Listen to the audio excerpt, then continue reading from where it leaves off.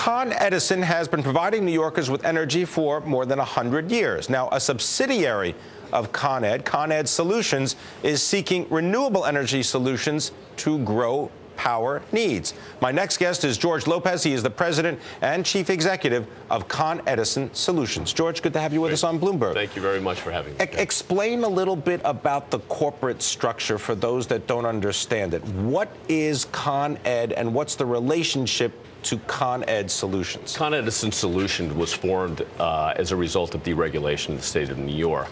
It was formalized back in 1997. We rolled out. We are a wholly owned subsidiary of ConEdison Inc. with affiliate companies, a sister company known as ConEd here in New York that serves all of the distribution in the New York and Westchester area. So ConEdison Solutions, we're an energy service company based in Westchester. However, we provide services, both retail commodity, where we provide energy. We sell energy to end users in 11 states in the District of Columbia. And we also provide energy efficiency services in probably over 40 states right now. We're providing some those services. Now, when you say you sell energy, you don't necessarily generate the energy yourself. You don't own generating plants. ConEdison and ConEdison, the unregulated companies, do not own generation.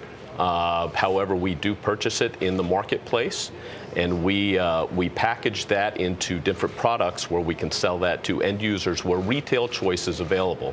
So we're currently providing retail choice behind 40 different utilities in those 11 states in the District of Columbia. All right, ConEd Solutions and the kinds of things that you're doing now, I would imagine they are more targeted towards businesses and industrial users? We are serving right now over 280,000 customers, of which close to 250,000 of those are residential customers. Okay. In Massachusetts, New York, Connecticut, Pennsylvania, and we'll soon be expanding in states in Illinois, for instance, as well as Maryland, where we've served residential customers as well. Now, what have you seen in terms of the demand from the customer base for renewable sources of energy, such as solar, such as wind?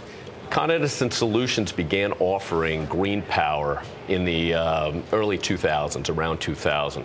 And we have been astonished at the acceptance in the marketplace of green power. We began offering it to residential customers in the form of a green offer, which was a blend of run-of-the-river hydro as well as wind power. Today we have that offer. We also offer wind power, 100% wind power to customers as well. Not just residential customers, but commercial and industrial customers as well. We are, in New York, for instance, the residential base that we have, over 50% of our customers are purchasing some form of green power as an option.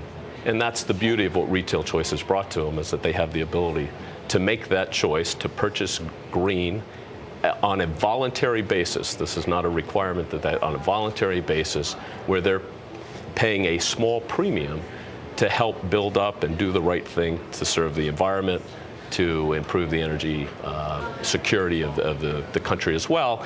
And for every customer that buys a clean energy, they're also helping to build the next project as well, which is very important. I'm glad you mentioned the word pay, though, because I'm curious, what is the cost differential between obtaining electricity from a renewable source, not necessarily hydro, but wind, for example, and more conventional sources, let's say natural gas generating plants or coal-fired plants? If you look at, for instance, ConEdison Solutions green power offers, they can be on a green power, that mix of hydro and wind could be a penny, which is an increment of, if you think about it, probably a 5% increase over what a customer may pay in their total bill.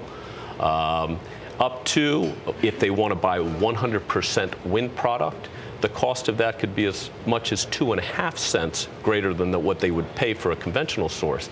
But let's put that into perspective.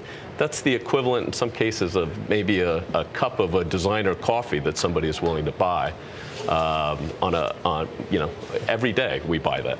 So people, by taking that action, can help contribute to building the next project, improving the environment. Does that also make it less expensive to develop additional sources of renewable energy? Because we're always hearing that renewable energy isn't really going to get off the ground without the help of the government, without some kind of subsidy? Well, we've seen some market-based incentives in states, and I'll use New Jersey as an example. New Jersey's had an explosion in the installation of solar over the last year. As a matter of fact, there was a notice that was put out by the Board of Public Utilities that says that they've met some of their objectives for the current year, and now what's happening is they're now moving to hit some of the objectives in the future for the installation.